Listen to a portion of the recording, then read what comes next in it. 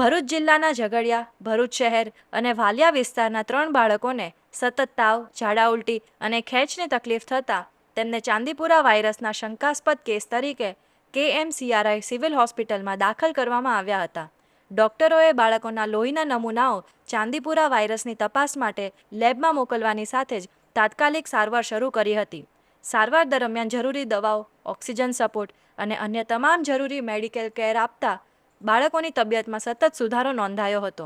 લેબમાંથી આવેલા 3 બાળકોના ચાંદીપુરા વાયરસના રિપોર્ટ નેગેટિવ આવ્યા હતા, જેના પગલે ડોક્ટર અને આરોગ્ય વિભાગે રાહત અનુભવી હતી. હોસ્પિટલના તંત્રના જણાવ્યા અનુસાર સમયસર નિદાન, યોગ્ય સારવાર અને સતત મોનિટરિંગના કારણે 3 બાળકો ઝડપથી સ્વસ્થ થયા હતા. ત્યારબાદ 3 બાળકોને સંપૂર્ણ સ્વસ્થ જાહેર કરીને હોસ્પિટલમાંથી ડિસ્ચાર્જ આપવામાં આવ્યો છે.